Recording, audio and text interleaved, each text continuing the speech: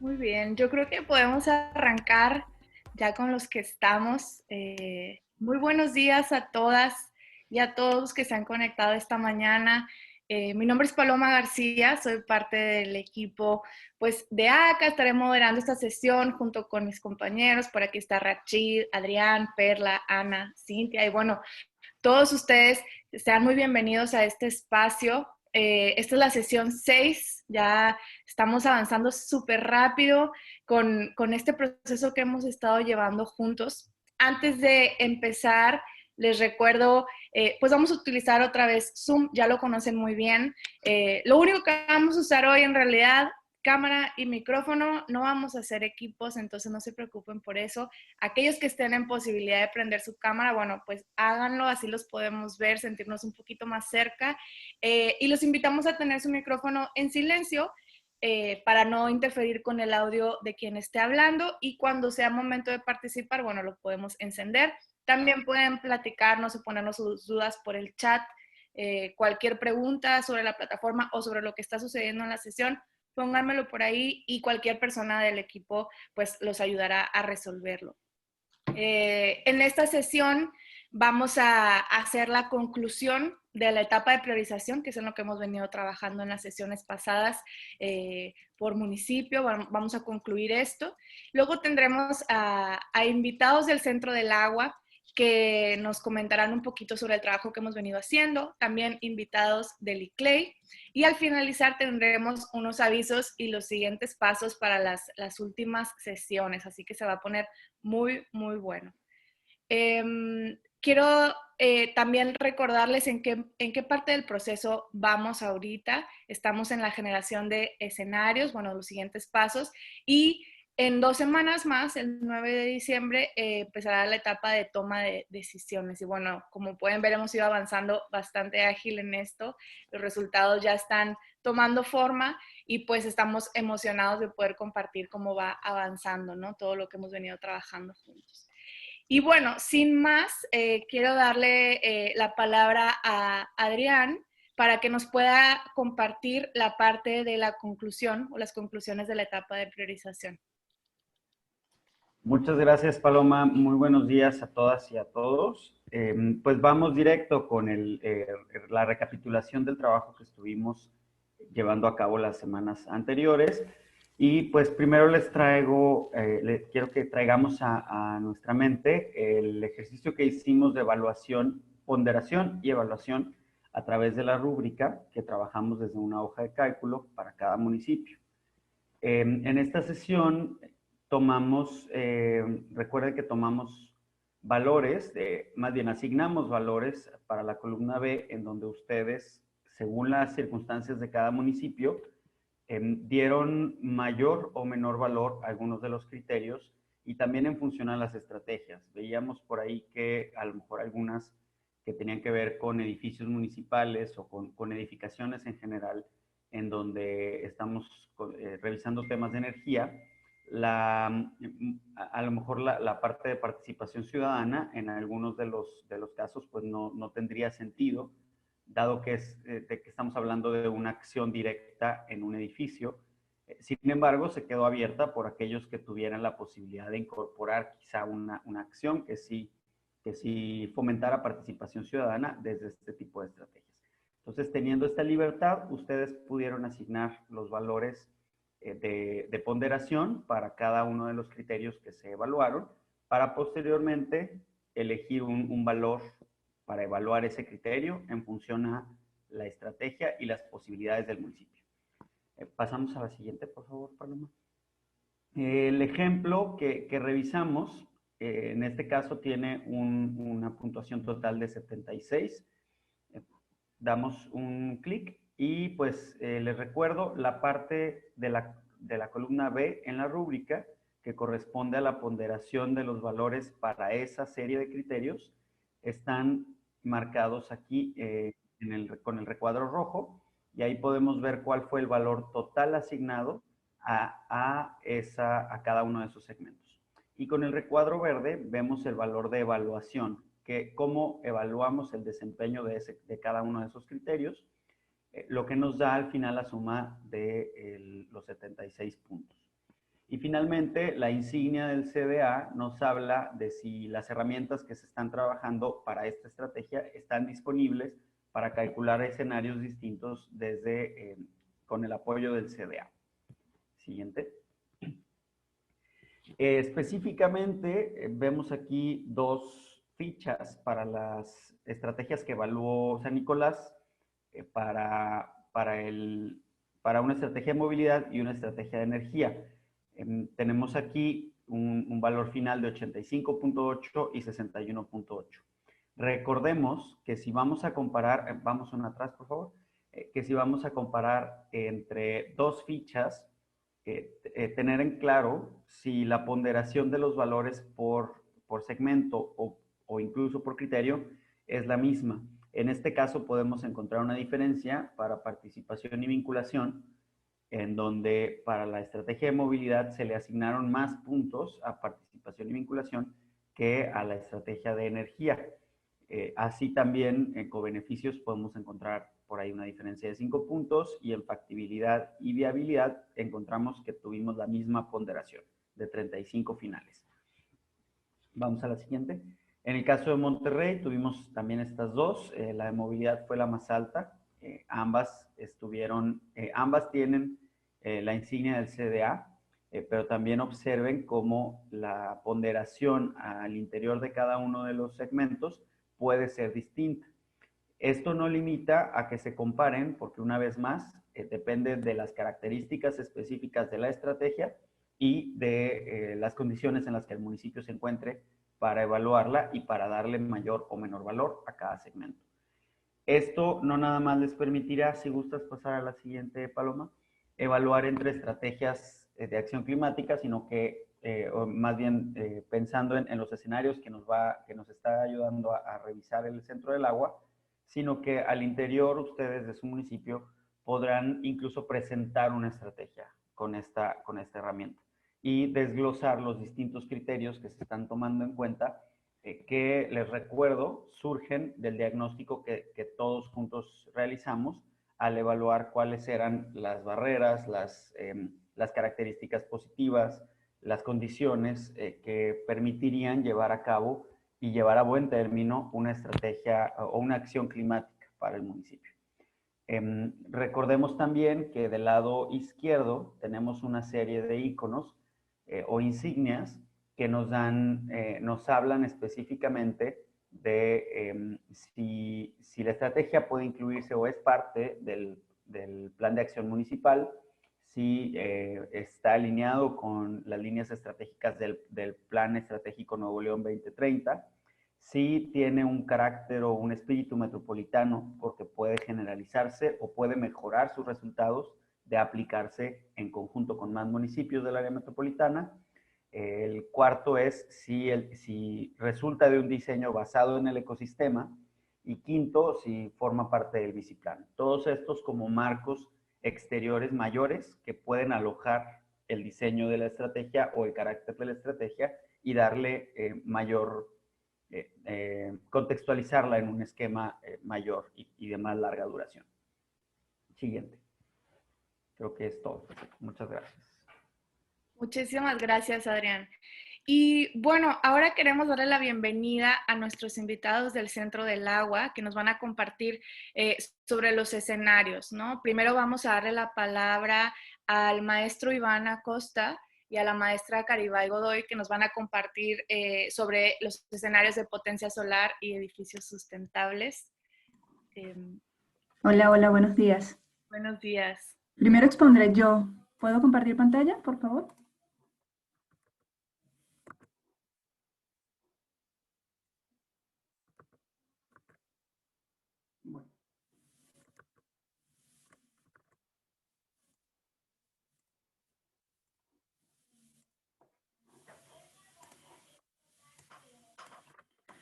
Bueno, bienvenidos a todos, buenos días. Yo soy la maestra Caribay Godoy y acompañada por el maestro Iván Costa, vamos a estarle presentando hoy el caso de estudio del Hospital San José como parte de los avances del equipo de potencial solar y edificios, en lo que hemos estado trabajando en los últimos meses para el proyecto. Antes de comenzar, quería comentarles que este caso de estudio es un ejemplo práctico de lo que venimos trabajando en el grupo, que finalmente ustedes podrán tener acceso a través de una plataforma que estamos desarrollando. ¿Qué quiere decir esto? Cuando ya nosotros tengamos la plataforma lista, así como ustedes están viendo ahorita, o van a ver ahorita la información que le vamos a presentar del Hospital San José, podrán realizarlo de cualquier edificio, de cualquier zona que deseen en la zona metropolitana de Monterrey. ¿Ok? Para este caso particular, se plantearon dos objetivos muy claros dentro de cada uno de los equipos. Desde el punto de vista de potencial solar, se quería evaluar la producción energética utilizando diferentes tecnologías de aprovechamiento de energía solar in situ para suplir el consumo de electricidad de la red y pues, dejar a un lado el consumo de combustibles fósiles. Desde el punto de vista de edificio sustentable, lo que se quería era plantear medidas de eficiencia energética para buscar disminuir el consumo energético. En este caso nos enfocamos a usar materiales de cambio de fase en techo y esto nos ayudaba a mejorar el confort dentro de la edificación y finalmente disminuir este consumo energético que tanto estamos buscando. Quiero recordar que en el caso de edificios sustentables estamos trabajando en la evaluación de 3 tipos de tecnologías, las 3 aplicadas en techo, pero para este caso solamente estamos evaluando una sola, que sería el material de cambio de fase. Cuando queremos hacer la evaluación o mejora para cualquier edificio o zona que consuma energía, lo primero que debemos trabajar es un diagnóstico energético. En este caso hicimos un diagnóstico energético para el edificio del Hospital San José, pero quería puntualizar este punto muy importante, pues para cuando utilicemos la herramienta en un futuro, nosotros tenemos que identificar que si queremos mejorar nuestro edificio, tenemos que primeramente identificar cómo se encuentra en este momento. Y para esto necesitamos hacer un diagnóstico energético. Por supuesto, dependiendo del objetivo o a dónde queramos llegar, hay ciertos niveles de profundidad en este diagnóstico energético. Nosotros nos enfocamos solamente en identificar cuál era el consumo de energía para electricidad y cuál era el consumo de energía para gas, que finalmente se transformaba en uso hacia el agua caliente, porque hacia allá, hacia donde queremos nosotros atacar, ¿no?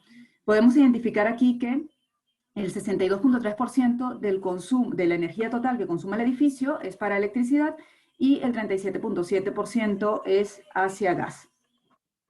Este es un perfil del consumo energético, esto es para el año 2019, donde podemos identificar que para los meses de marzo y abril, que son estos dos que están aquí, déjenme coloco puntero láser, estos dos que están acá, podemos identificar que son los meses que más consumo tienen de energía, donde lo que representa el calor, el consumo por gas, llega a ser mucho más notable, mucho mayor consumo en comparación con el resto de los meses.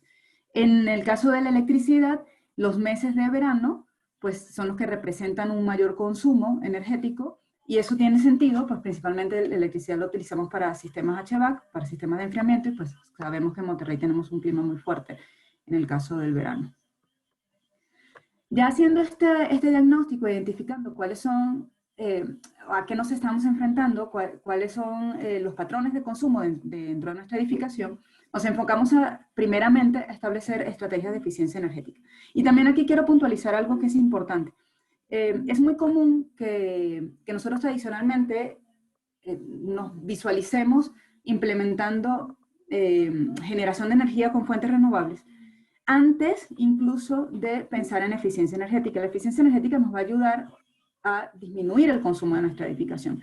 Y si nosotros no hemos disminuido primeramente el consumo de nuestra edificación, no tiene sentido suplir un alto consumo con energías renovables. Entonces, esta parte es muy importante porque en los últimos años ha ido creciendo la venta de las energías renovables, pero sin tocar el tema primeramente de la eficiencia energética. Nosotros lo estamos tomando desde un enfoque holístico, planteamos medidas de eficiencia energética y luego planteamos medidas de generación de energía con fuentes renovables.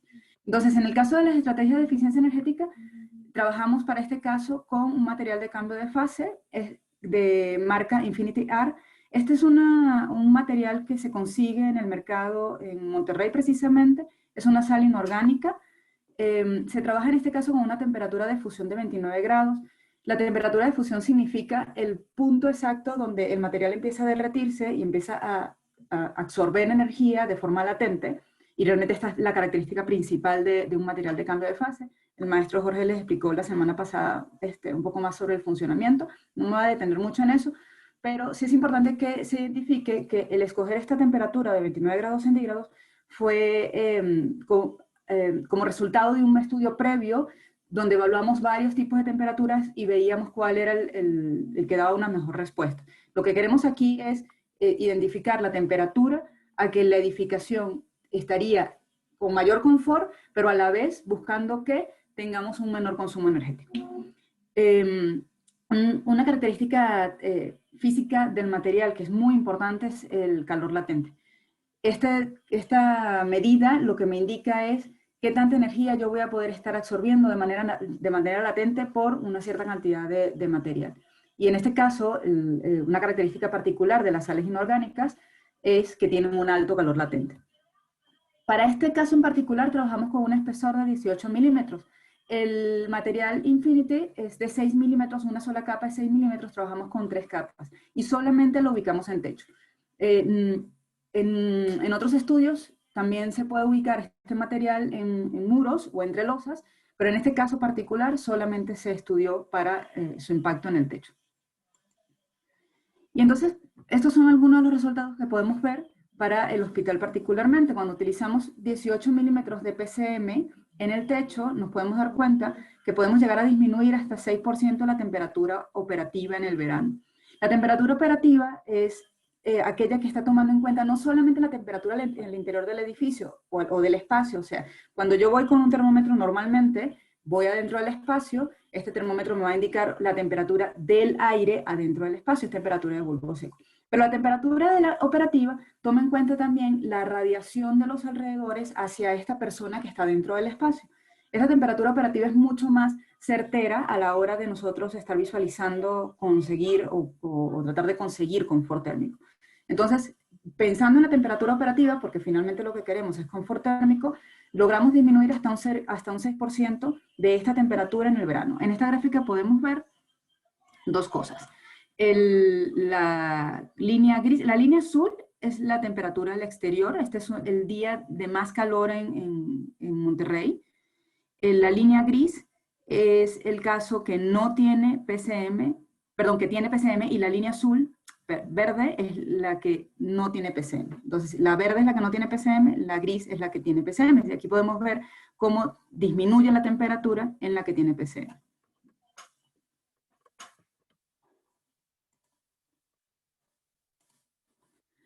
Esta gráfica es mucho más interesante todavía porque en este caso evaluamos las cargas de enfriamiento y logramos identificar cómo disminuye la carga de enfriamiento para el caso que tiene PCM. El que tiene PCM son las barras verdes, el que no tiene PCM son las barras azules.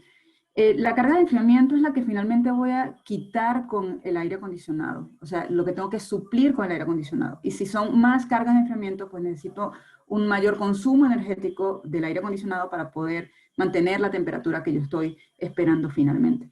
Entonces aquí podemos ver que utilizando material de PCM podemos disminuir hasta un 14.61% la carga de enfriamiento en el verano. Y esto es muy, muy importante porque al final se traduce en un menor consumo energético.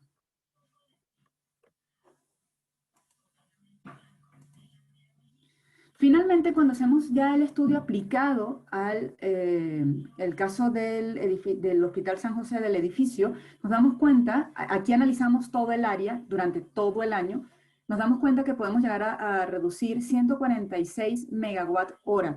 Y aunque este número, así como solo, no necesariamente nos representa mucho, quise aquí colocarles lo que vendría siendo a un equivalente en una medida como más cercana.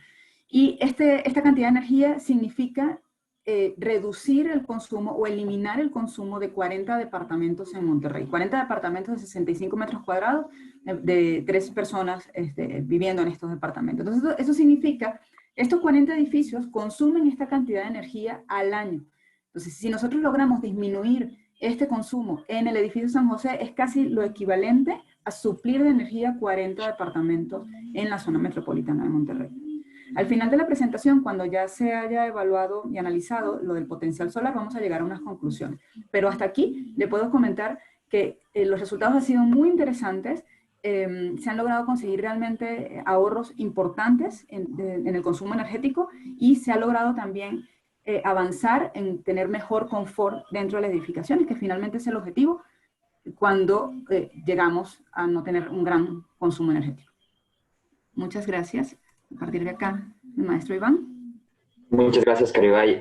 Buenos días con todos. Como bien comentaba Caribay, es bastante importante mencionar que siempre antes de hacer cualquier tipo de evaluación de la integración de algún tipo de energía renovable en un edificio, se tiene que evaluar todas las alternativas que tengan que ver con eficiencia energética y suficiencia energética, entendiéndose eficiencia energética como soluciones tecnológicas que nos permitan reducir el consumo de las edificaciones y suficiencia energética con soluciones no tecnológicas, como cambiar los esquemas en los cuales los usuarios utilizan la energía dentro de las edificaciones, implementar diferentes alternativas, entre otras.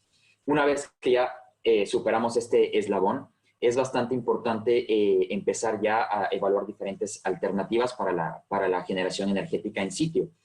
Para este caso de estudio en específico y pues obviamente para los objetivos del proyecto, estamos evaluando nosotros el potencial que tendría la instalación de diferentes tecnologías que utilizan o que aprovechan la energía solar, ya sea para la generación de electricidad o para la generación de calor. Muchas veces tenemos este pensamiento cuando platicamos o hablamos de paneles solares que solamente producen electricidad. Sin embargo, muchos de nosotros también podemos saber que también nos sirven para generación de agua caliente a bajas, medias y altas temperaturas, lo cual es bastante útil para aplicaciones en edificios. Entonces, para evaluar el potencial de generación energética de este edificio, Caribay, ¿puedes darle el siguiente, por favor? Lo que hicimos primero es definir las áreas disponibles en el edificio. Esto es un área bastante, o un eslabón bastante importante dentro del análisis, porque nos permite definir cuáles son las áreas disponibles que vamos a tener para instalar las tecnologías solares. No toda área disponible en techo es susceptible de instalación, ya sea por obstáculos, pero sobre todo por los niveles de sombreado de edificios u objetos colindantes a las edificaciones. Entonces, si nos damos cuenta aquí en la imagen de la derecha, vemos una imagen aérea del área en donde se encuentra construido el Hospital San José. Vemos algunas áreas en verde y otras áreas en rojo. Las áreas en rojo fueron eliminadas o fueron descartadas debido a la presencia de sombreado. Más adelante les voy a explicar por qué. ¿Puedes seguir adelante, Cari?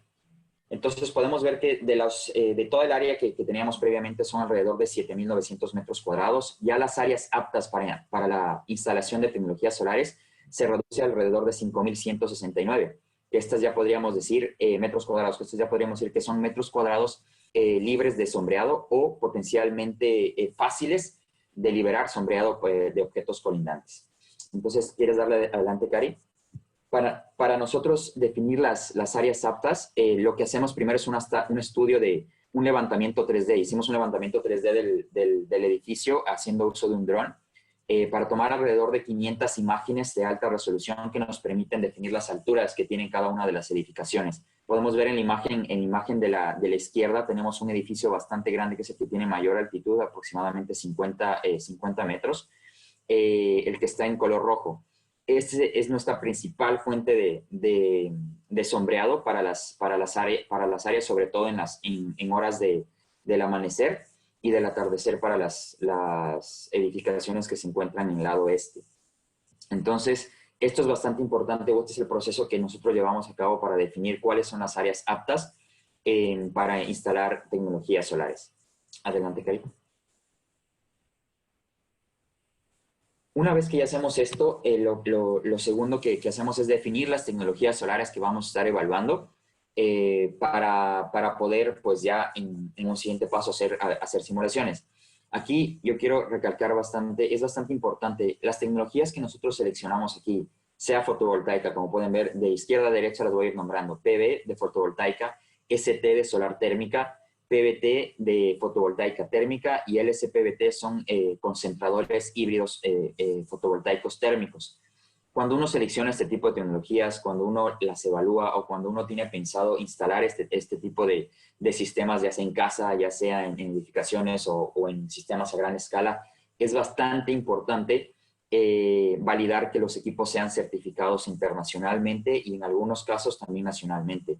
Por eso todas las tecnologías que nosotros seleccionamos aquí son tecnologías certificadas. Y hago mucho énfasis en esto porque hay muchos distribuidores, integradores en el sector o en el mercado solar en México que no las tienen y ofrecen productos que no tienen una certificación internacional. La certificación internacional nos sirve para nosotros validar que la producción energética que nos está diciendo la persona que nos lo vende efectivamente es la que vamos a lograr. Y para esto las certificaciones las realizan instituciones externas, instituciones internacionales con estándares y metodologías ya definidas para poder establecer el nivel de rendimiento del colector. Entonces, eso es algo bastante importante que cuando uno evalúa la integración o la instalación en algún edificio tenemos que tomar en cuenta. Entonces, para esto seleccionamos para la parte fotovoltaica un colector fotovoltaico de la marca SunPower, que es de las empresas mundiales más conocidas y que también tiene bastante presencia aquí en México. Es un panel de 370 watts. Para la parte solar térmica seleccionamos tecnología nacional de la empresa Módulo Solar. Módulo Solar es una de las 10 empresas que a nivel mundial que mayor tienen presencia en producción de colectores solares térmicos cama plana, como el que podemos ver ahorita. Tecnologías híbridas PVT, que lo que hacen estas tecnologías es producir energía eléctrica y energía térmica en agua caliente de manera simultánea. Y por ende estas tecnologías innovadoras, que es esta y la siguiente, nos permiten aprovechar con mayor eficiencia toda la radiación disponible en techo que tenemos en nuestros edificios. Entonces, esta tecnología en específico es una tecnología francesa de la marca DualSon, el modelo es Spring, el cual tiene 280 watts eléctricos y alrededor de 940 watts térmicos. Y al último, en la parte de la derecha, esta tecnología es un desarrollo del Tecnológico de Monterrey que hemos venido desarrollando en los últimos años. Es una tecnología de concentración baja que nos permite seguir al sol y por ende tener mayores índices de producción energética por cada metro cuadrado de área de instalación. Estas son las tecnologías que evaluamos. Para hacer la evaluación nosotros hicimos un sinnúmero de simulaciones computacionales, las cuales nos permitan llegar a un valor promedio y que sea más sencillo para ustedes evaluarlo en una plataforma en donde ya no necesiten utilizar simulaciones, ya no necesiten utilizar diferentes consideraciones que nosotros las hicimos y el trabajo de evaluación sea muchísimo más sencillo. Si quieres, vamos adelante, Cari, por favor. Aquí podemos ver ya los resultados que obtuvimos para el caso de estudio del Hospital San José, evaluando las mismas tecnologías que les presentamos hace un momento. En la gráfica de barras podemos ver en color azul la producción eléctrica y en color rojo la producción de calor, es decir, agua caliente, por tipo de tecnología. Entonces podemos ver que para fotovoltaico obviamente casi aproximadamente estamos llegando a los 1000 megawatts hora. En electricidad obviamente esta tecnología no produce calor. En la parte de solares térmicos podemos llegar a una producción bastante alta, llegando casi a los 2500 megawatts hora de calor, es decir, agua caliente. En la parte de colectores híbridos sin concentración PVT, tenemos una integración de las dos. Podemos ver que tenemos una mayor producción en comparación a fotovoltaico si sumamos los dos tipos de energía. Sin embargo, la parte eléctrica está un poco más reducida y si la comparamos con solar térmico, pues también tenemos ahí un decremento. Y en la parte de los concentradores híbridos podemos ver que tienen mayor producción energética por unidad de área. Y así hacemos la suma de la parte térmica y la parte eléctrica. Para hacer esta evaluación consideramos las áreas que ya habíamos definido previamente, que son de 5.169 metros cuadrados. Siguiente, Cari. Entonces, con estas evaluaciones pudimos determinar que con tecnologías solares, específicamente aquí la híbrida de concentración, podemos producir hasta 598 megawatts hora de electricidad y 1.752 megawatts hora de calor. Esto equivale a sacar anualmente de circulación 136 vehículos compactos de Monterrey de manera anual, como les comentaba. Esto es un resultado bastante interesante que puede ser integrado en diferentes evaluaciones, tanto de la parte energética como de la parte de reducción de emisiones de CO2. Siguiente, Karen. En esta gráfica de aquí lo que quisimos hacer es evaluar la producción versus el consumo actual del hospital. Entonces, si es que consideramos, por ejemplo, el caso de implementar, si es que esta área estaría cubierta completamente de colectores o de paneles fotovoltaicos, podríamos estar cubriendo alrededor del 25% del consumo eléctrico de la edificación. Si es que por otro lado implementamos tecnologías solares térmicas, podemos llegar hasta un 97% en el consumo de agua caliente. Si ya vamos a las partes híbridas, si consideramos tecnologías sin concentración, llegamos a cubrir el 37% de la demanda de agua caliente y el 12% de la demanda en electricidad. Y para las tecnologías híbridas con concentración, llegamos a valores bastante interesantes de un 74% de la demanda de calor, de agua caliente, y un 15% de la demanda de electricidad. Adelante, Karen. Ahora nos vamos a preguntar esto, si es que lo traducimos a potencial de reducción de gases de efecto invernadero para esta edificación en específico. En la gráfica de la izquierda podemos ver cuál es el potencial de reducción que tendría cada una de las tecnologías, ya sea por desplazamiento de gas natural, que es el energético que ellos utilizan para el agua caliente, o sea por dejar de consumir energía de la red. Podemos ver que en efecto hay un diferente comportamiento en función de las tecnologías, destacando la tecnología de concentración solar, que es la que nos permite reducir en mayor cuantía las emisiones de CO2 del hospital. En la parte de abajo podemos ver ya la reducción total de gases de efecto invernadero, considerando la tecnología solar y considerando también la tecnología de eficiencia o de reducción de consumo energético presentada previamente por Caribay, utilizando materiales de cambio de fase en el techo de la edificación. Entonces, actualmente el hospital está produciendo alrededor de 2.250 toneladas de CO2 de manera anual. Y en la parte derecha podemos ver que podemos nosotros reducir con estas dos alternativas hasta 800 toneladas de CO2 equivalente de manera anual. Siguiente, Karen. Ok, vamos a pasar con las conclusiones que obtuvimos de este estudio, de este caso de estudio en específico con respecto al ahorro energético. Se pueden evaluar, es importante mencionar, como dijo Caribay, pueden evaluarse diferentes tecnologías pasivas. Una de ellas las presentamos en este caso de estudio, que es el PCM, la cual nos permite reducir el ahorro energético de la edificación. Sin embargo, hay otro tipo de tecnologías o alternativas pasivas como techos reflectivos, como materiales aislantes no solo en la parte del techo, sino también en la fachada, entre otras alternativas que nos permiten reducir aún más el consumo energético de la edificación. Con respecto al confort térmico, es interesante decir que cuando usamos PCM, las edificaciones pueden garantizar un mayor confort térmico, estabilizando la temperatura de la superficie del techo. Es decir, los usuarios que están dentro del edificio van a sentir mayor confort mientras están dentro de él. Esto es algo bastante particular de este tipo de tecnología y es bastante importante evaluarlo también. Con respecto a la parte solar, pudimos evaluar diferentes tecnologías solares y en función de los resultados que obtuvimos, pudimos determinar que la activa que ofrece un mayor impacto en generación de energía in situ es la tecnología de concentración solar híbrida.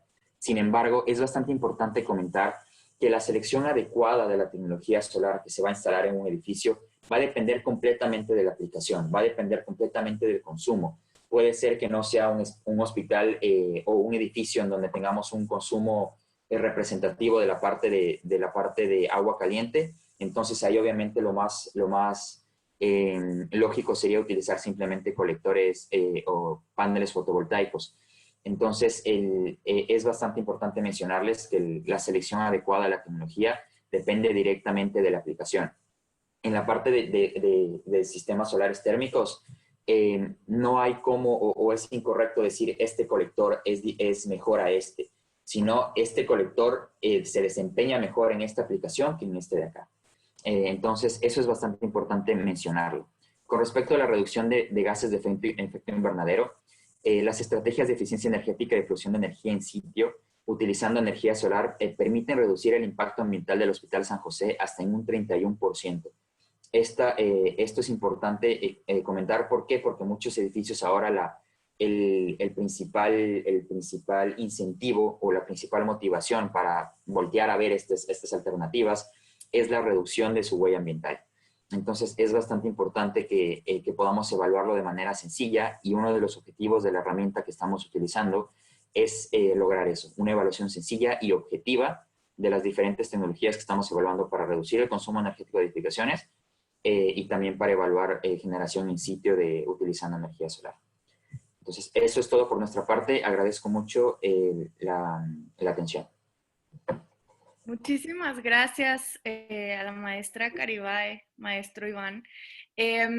Quiero, antes de pasar a la siguiente parte, quisiera abrir el espacio por si alguno de los presentes tiene preguntas para ellos, comentarios. Sé que hay algunos municipios que han puesto estrategias como estas que nos compartieron como prioritarias.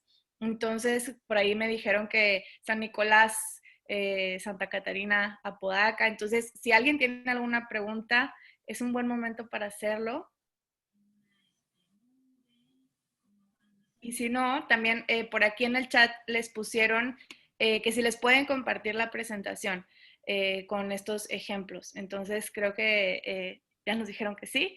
Entonces, Sí, por aquí claro. se las haremos llegar, sin duda.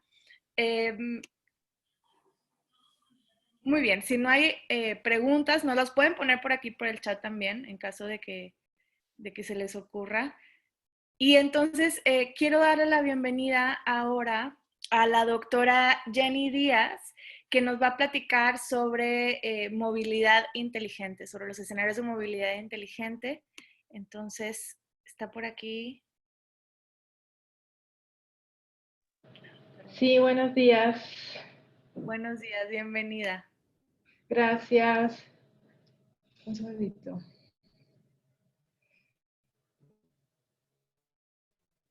Proyecto yo misma, ¿cierto?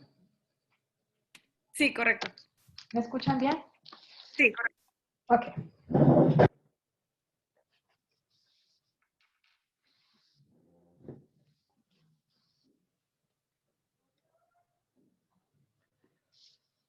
Ya estoy compartiendo. Ahí está. Buenos días. En esta presentación que trata de la estrategia de Smart Mobility que estamos desarrollando, José Ignacio va a empezar a hacer la introducción. Bueno, buenos días. Sí, debo empezar por decirles que dentro del proyecto en el área de movilidad inteligente, hoy exclusivamente vamos a hablar de la estrategia de reorganización del transporte de pasajeros y en especial del transporte privado. Entonces, déjenme contarles cómo va y bueno, vamos rápido porque tenemos muchas cosas que contarles. Pues yo modifiqué la presentación para contarles lo siguiente, que es una realidad que a mí por lo menos me llama la atención. Es que cuando hablamos de reorganizar el transporte de pasajeros en cualquier país, claramente la preconcepción es que es un reto muy grande y fuera del alcance de personas como los que estamos en esta reunión. Pero resulta que cuando uno ve la composición del transporte de pasajeros, hay una realidad que habilita lo que vamos a hacer.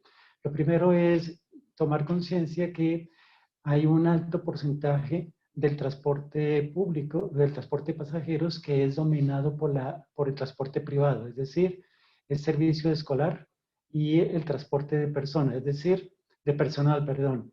Es decir, es el transporte que paga la empresa para recoger sus empleados para llevarlos a la fábrica.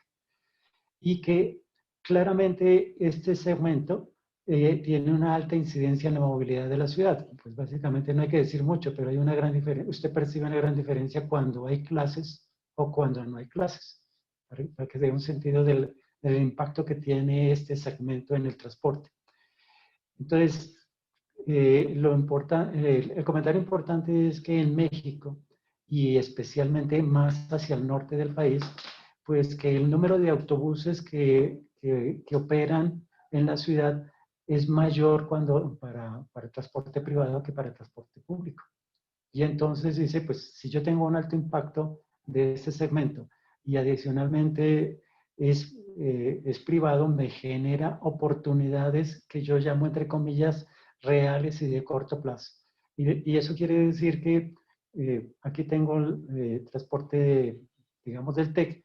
Entonces quiere decir que pues con el TEC puede decidir a qué empresa contrata y bajo qué condiciones. Y entonces permite implementar acciones de reorganización del transporte.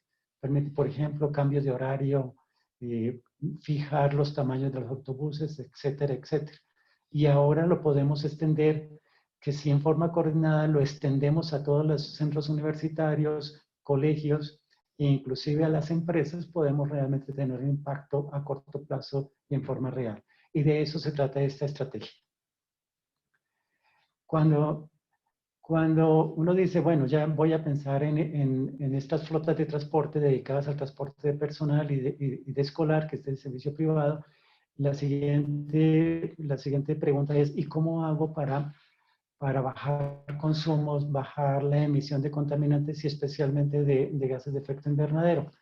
Resulta que aquí este mapita mental dice que si nosotros nos vamos con reorganizar la forma como usamos los vehículos, tenemos muy alto impacto en la reducción de consumo.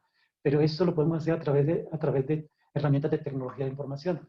Tengo mucho que contarles al respecto, pero básicamente decirles la clave es usar tecnología, usar datos de cómo se usa el vehículo y con esa información reorganizar cómo está operando actualmente. Y esa es la estrategia que vamos a usar. Entonces ya ahorita formalizamos, ya dijimos que el nicho donde podemos tener alto impacto es en transporte privado, y entonces hoy nosotros nos concentramos primero en distritos universitarios como ejemplos para expandir a los demás distritos industriales o distritos escolares. ¿Y qué es lo que hagamos aquí? Pues básicamente es de ejemplo a los demás y que sea replicable. Para hacer esa tarea, entonces necesitamos hacer dos subtareas. Uno, desarrollar una herramienta que nos permita evaluar el impacto que generan las estrategias que queramos implementar. Y la otra, pues, realmente implementar las estrategias de movilidad. Entonces, esta es la herramienta que desarrollamos para evaluar el impacto de las estrategias de movilidad. Si nos queda tiempo, se las vamos a comentar al final, porque ya está implementado, ya está. Pero le voy a dedicar el tiempo. Este es como el mapa mental de qué es lo que hace esta herramienta. Ya lo expliqué en una ocasión pasada, entonces me la voy a saltar ahorita. Simplemente dejarle decir, eso ya está. Y me voy a concentrar en las estrategias de movilidad consideradas. Ya también lo presentamos, dijimos, nosotros estamos considerando estas 4 estrategias que aparecen acá en azulito resaltadas, pero que hay otras estrategias de aquí arriba, otras que ni siquiera le tengo aquí como nombradas, pues que se pueden implementar. Pero nosotros nos concentramos en estas 4 y hoy exclusivamente en la parte de reorganización del transporte público. En específico, consiste en, para un caso especial, en este caso va a ser la UDEM y el TEC de Monterrey, definir la programación. Eso significa que el número de autobuses, qué tamaño de autobús, perdón que se me oculta acá, en qué horarios deben partir, de tal forma que sea al menor costo para los diferentes actores y mayor servicio, y al menor consumo de combustible, porque minimizando combustible minimizamos las emisiones. Y en la siguiente fase, o en la siguiente tarea, es rediseñar las rutas que satisfacen esos criterios anteriores. Entonces aquí dice cuáles son los alcances y cuáles son las métricas. Yo solo quiero resaltar que lo que vamos a presentar más la técnica, más integrar un sistema, a una plataforma que integre los diferentes modos de transporte, es la clave. Entonces, esta es la plataforma que integra los diferentes modos de transporte. También lo presenté. Voy a hacer simplemente decir, esto que es como tener una aplicación donde le diga, si yo soy el usuario, a qué hora sale el bus, dónde está, y compro mi tiquete y estoy disponible para que pueda usar diferentes modos de transporte. Puedo usar la bicicleta, puedo caminar, puedo usar el autobús. ¿Listo? Y que esto se está implementando en este momento. Entonces, a partir de este momento, transfiero la palabra a la doctora Jenny Díaz, donde les explica en detalle cómo es que se logran esos objetivos. Gracias. Voy a mostrarles dos casos particulares de aplicaciones para el mejoramiento de servicios de transporte universitario. Un caso aplicado al Tecnológico de Monterrey y otro caso aplicado a la Universidad de Monterrey. Lo primero para contar, si no reconocen muy bien, esta es la ciudad de Monterrey. Tenemos aquí ubicados todo el distrito TEC, para que se vea más claro. Todo esto es nombrado distrito TEC.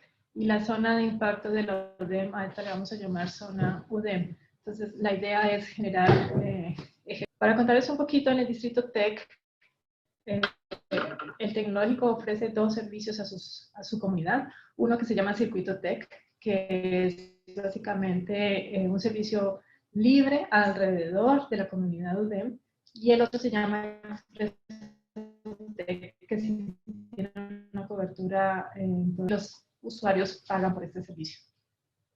Por el otro lado, la UDEM también ofrece estos mismos dos tipos de servicio, o a uno que le llamamos Circuito UDEM, que también es gratuito en las zonas aledañas a la universidad, y Directo UDEM es el servicio metropolitano, que también es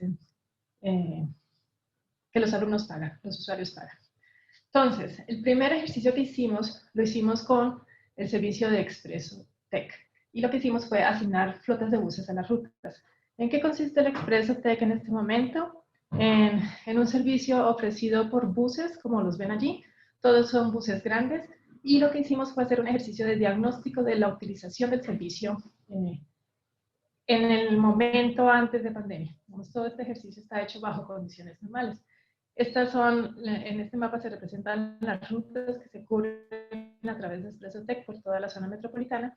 Y la idea que teníamos era cómo ofrecer alternativas más sostenibles, en el sentido de mejorar cobertura, más económico para el operador, que impacte después en el precio para el usuario y que para el usuario tenga una buena calidad de servicio.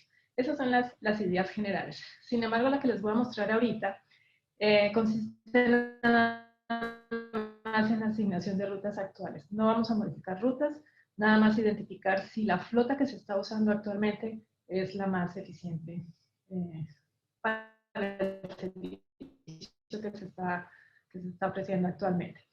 Entonces, ¿qué hicimos? Hicimos un ejercicio de análisis de demandas, de salidas versus llegadas en el sistema, que encontramos que es aproximadamente balanceado. Confirmamos también que la demanda es más o menos constante a lo largo de todos los días de la semana, excepto por el miércoles, y que es consistente con los horarios de clase y la estructura de horarios de clase del TEC.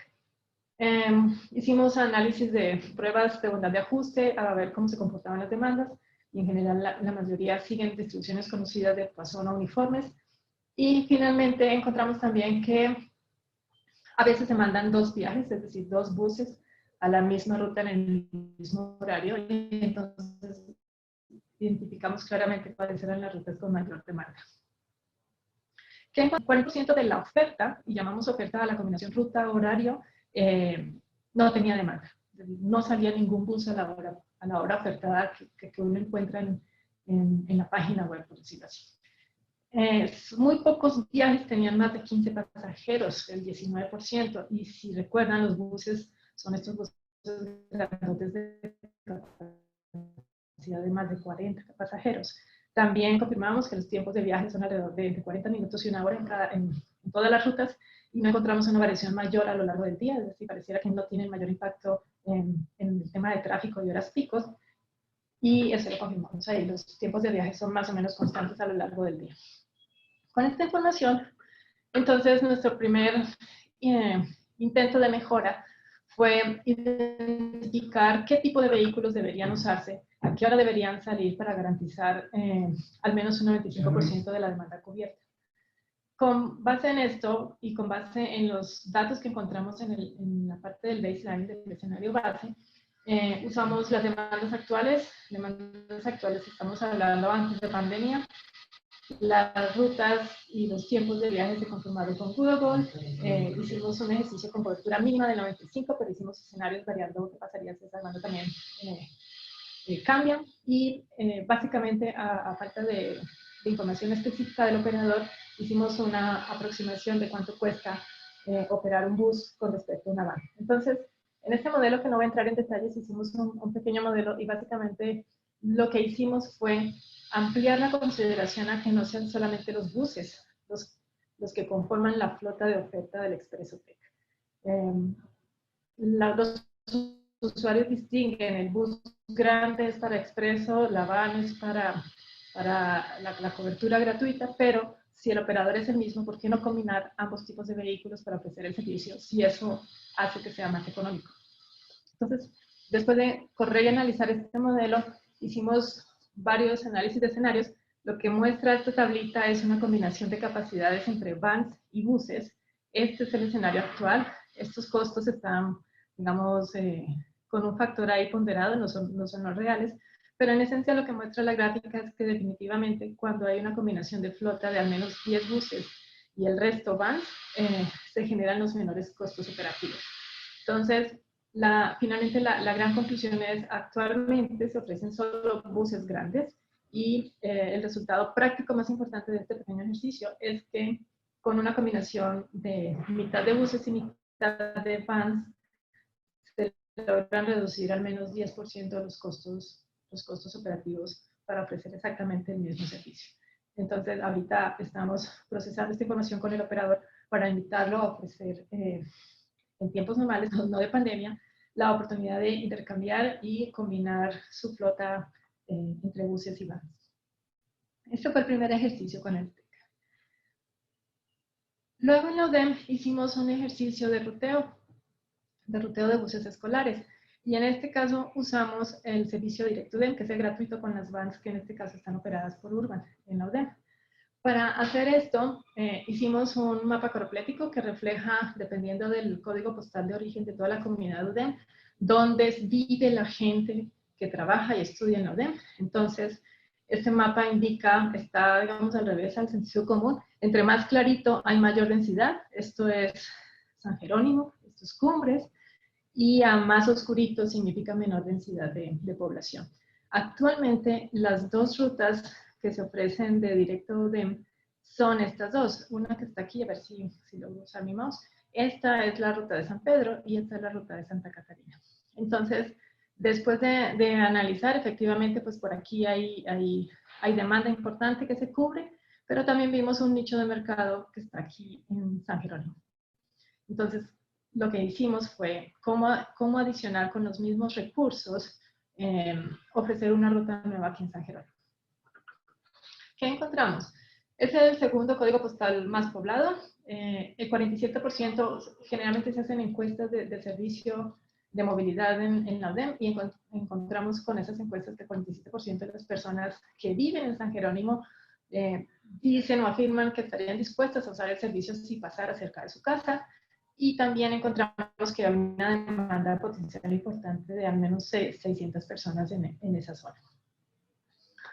Entonces, ¿qué se hizo? Se hizo primero un proceso de asignación de estudiantes, se dividió el área de interés en polígonos, se hizo un ejercicio de asignar demandas, de identificar qué nodos pudieran cubrirse o considerarse para el ejercicio de generar la ruta. Se tuvieron en cuenta consideraciones del pasajero, de que las paradas deben estar a máximo 500 metros una de la otra para que un peatón pueda moverse prácticamente a cualquiera de las paradas. Se revisaron físicamente las paradas que fueran factibles, que se pudieran estacionar y que el bus pudiera parar en esos momentos.